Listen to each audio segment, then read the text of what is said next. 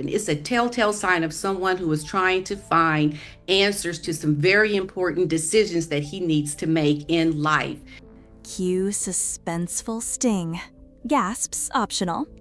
Okay, so tell me why Prince Harry has gone off-grid in Africa for 3 days with no phone, no Meghan, and no kids. Just him and one woman, Tanya T.J. Jenkins. Insiders say this wasn't a family getaway. No, this was a man running to the one person he trusts when he's spiraling. And he's spiraling. Whispers around town are saying the same thing. Harry is conflicted, not just stressed, not just tired dad in Montecito vibes. We're talking deep marital uncertainty here. And the evidence? Oh, honey, it just keeps adding up. Flashback to the last time Harry ran to Tanya Jenkins? It was during his breakup with Chelsea Davy. Yes, that Chelsea. Tanya has always been his Southern African mom, a woman he seeks out when he's standing at a life crossroads. Back then, it was about ending a relationship. And now? Well, all signs suggest this visit follows the same emotional blueprint. Same woman, same retreat, same energy. What the hell do I do now? He's missing out on things that he can't have with Meghan in tow. And so he has to make some decisions outside of this relationship with Meghan. Behind the shiny portraits and curated photo drops, the reality is crackling like a broken tiara. This wasn't a spontaneous safari. It was calculated. Sources say he didn't even speak to Meghan or the kids for 3 full days. No calls, no check-ins, just silence and a lot of thinking. There should be no way back into the royal fold whatsoever, because that would bring down the monarchy, I think, because there are a lot of people who are very opposed to it that will not tolerate this couple anywhere near the monarchy. And who wasn't consulted? Doria, which says a lot.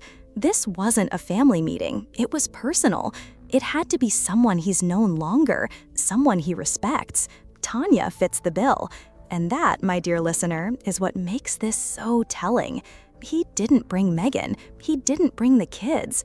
This wasn't a family retreat. It was an exit strategy consultation. Where's your future? Where are you going? Where's your family? You literally have no future. You have no prospects for really earning money. And it doesn't help that Harry is, let's just say it, losing on every front. He's trying to make independent decisions, sure, but he's also never had to do that before. The royal family used to make choices for him. Now he's in Montecito, solo, figuring it out with a woman many are saying is bringing him down. And there's that lingering devastation that even after all the drama, the interviews, the memoir, King Charles is still refusing to meet him in September. That's not just a snub, that's a crown-sized slap in the face. Meanwhile, there's talk of grid sharing his diary, but he's not even sharing it with William directly. It's being handed off like a cursed scroll, from Harry to the king's aides to maybe William? The whole thing screams dysfunction. This is not the confident man of Spare. This is someone backpedaling through protocol, hoping someone throws him a rope. Let's zoom in on Tanya Jenkins. This isn't a casual connection. Tanya's the woman Harry seeks out at his lowest, just like during the Chelsea fallout. And this new visit? The transcript couldn't be clearer. He needed clarity. He needed guidance. He didn't ask Meghan. He didn't ask his team. He went straight to the one person who's seen him before the royal exit, before the Netflix deals, before the drama.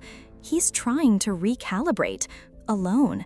And it's not lost on anyone that this clarity retreat involved no wife, no kids, no phones, and possibly no return ticket to the same old dynamic. The perception game? Oh, it's unraveling. People are noticing. They're noticing how Harry keeps playing ball with the palace, but from outside the gate. This latest diary drama, he's saying, look, I'll stop being a bugger, but it's giving too little, too too late. Charlotte Griffith even walked back her original report, now saying he's not directly communicating with William, but going through palace aides. And let's be real, if you can't call your brother directly, that's not reconciliation. That's royal bureaucracy in a tuxedo. And Meghan? People are watching her every move, like how she conveniently releases photos of Lilibet right after Kate does a charity appearance. The timing isn't subtle. So now, whispers say, a split is brewing. Not a relationship one, a brand divorce. Rumors swirl that Sydney's team is considering backing out of future campaigns, quietly fading into more editorial-focused lanes. Some say she's reevaluating her partnerships. Others claim she's been distant from AE since the backlash hit. 2. Meghan might want to delete Wi-Fi from her entire estate. Let's rewind to February 2023, the good old days of satire when South Park delivered its now iconic worldwide privacy tour episode. You remember it, Meghan and Harry screaming, "Respect our privacy," at anyone who looked at them while promoting a memoir.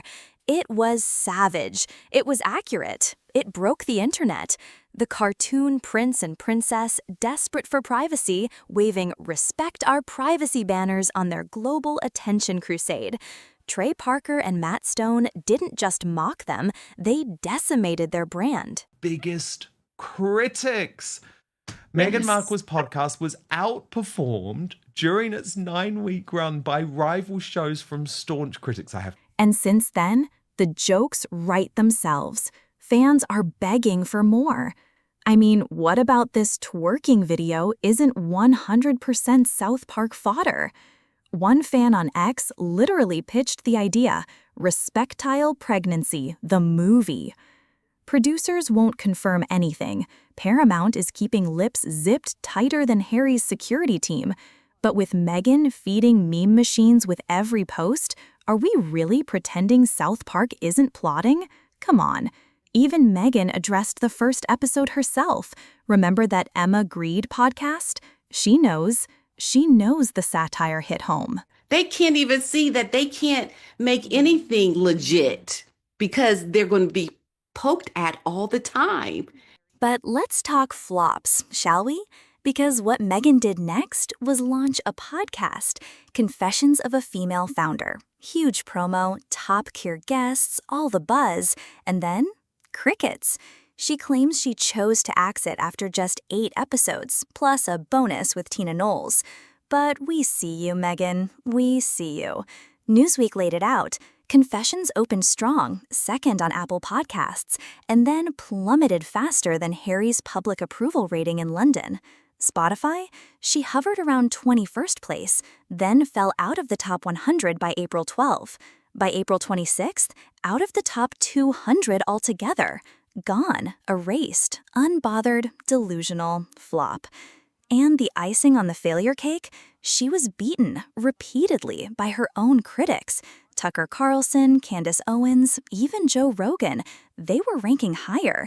That's how irrelevant her show became. People weren't just ignoring her. They were actively choosing her enemies. So what does our Duchess do when the ratings tank? Pivot, spin, pretend it's a power move. Meghan told Emma Grede she's taking advice and focusing on her business, because apparently the only thing she wants spread thin now is her jam. Yes, really. She called this her time to listen, to be candid and vulnerable. But let's be real, it was spin, an excuse, a rebrand in motion. Meanwhile, South Park fans were already pitching their sequel, Respectile Jam, with love, parody. I mean, the content writes itself. Let's get real. Montecito is expensive. The palace may be land-rich, but Meghan wanted cash flow and fast. Harry, bless him, doesn't have the funds. The royal family isn't handing out blank checks, and without Netflix paying top dollar, those mortgages, PR firms, and glam squads don't fund themselves. And now Harry wants to be a full-time philanthropist without the cash to bankroll it. Meanwhile, Meghan's stuck holding the brand bag. And let's be honest, she was never built for budget living. And at a certain point, the only thing I want spread thin is my jam. And the public? Oh, they're over it. Memes have more authenticity than Meghan's interviews. And while she's out here trying to talk business plans and Q4 launches, people just want the tea. They want what South Park gave them, mockery with meaning. The silence from her former inner circle, Oprah, Serena, even Beyoncé's team, is deafening. She's posting, she's podcasting, but the public is posting back, and it's not flattering. New it girl. Sexy, goofy, relatable. The kind of girl who'd steal your boyfriend but apologize with cookies.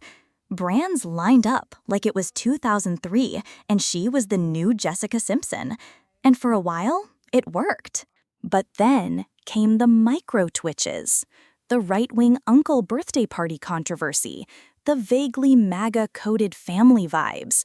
The strategic silence in the face of political commentary. Not even a safe Instagram square. Her PR moves started to feel manufactured. Friends in the influencer circuit say she's selective now. Like, doesn't reply to texts but still watches your story selective. Oh, and one ex-stylist allegedly called her image-obsessed and brand paranoid. And then came this gene campaign with a side of genetics. Genes are fundamental in determining the characteristics of an individual and passing on these characteristics to succeeding generations. Occasionally, certain conditions produce a structural change in the gene, which will bring about the process of evolution. This may occur in one or more of the following ways. Firstly, by selective mating. Let's be real. Sydney's brand heat? It's been on a low simmer. That Anyone But You promo tour tried to revive the screwball rom-com, but behind the scenes, Sony execs were allegedly calling it a TikTok success, not a box office one. Her Dr. Squatch commercial, thirst trap in beard oil. Her lawn campaign, somehow both luxurious and low effort. But American Eagle, that's where things hit critical cringe. A denim commercial where Sydney purrs about having good genes while literally talking about DNA? It's giving science class meets Aryan Pinterest board. And that line, "My genes are blue"?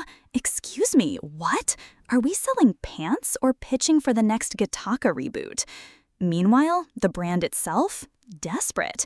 American Eagle stock crawled out of the clearance bin after this campaign. But at what cost? Cultural cachet? Human decency? Now here's where things get really House of Cards. Industry sleuths noticed a curious uptick in connections between Sweeney's camp and conservative-leaning donors. Allegedly, a key AE stakeholder has ties to both Netanyahu's re-election and Trumpian real estate fantasies. Coincidence? Or is Sydney's team cozying up to MAGA money behind the scenes? Meanwhile, she's been eyeing more main character energy. Think producing roles, power dinners, mysterious new stylists. And yes, flirtations with right-wing adjacent luxury brands. One entertainment attorney even joked, she's trading cool for control, and money talks louder than Twitter outrage. But here's the kicker. The public clocked it instantly. Memes exploded. TikTok dissected every syllable of that creepy, whisper-soft voiceover. She has good genes is now practically internet shorthand for red flag coded in beige. Even her fans are split, half defending her like it's a personality test, the other half packing up their stan cards. And where are the celebs who used to hype her up? Silent, not even a fire emoji. The girl who once had every fashion house calling suddenly feels like a hot potato. And the longer she stays quiet, the louder the silence gets. So now, whispers say a split is brewing. Not a relationship one, a brand divorce. Rumors swirl that Sydney's team is considering backing out of future campaigns, quietly fading into more editorial-focused lanes. Some say she's reevaluating her partnerships. Others claim she's been distant from AE since the backlash hit.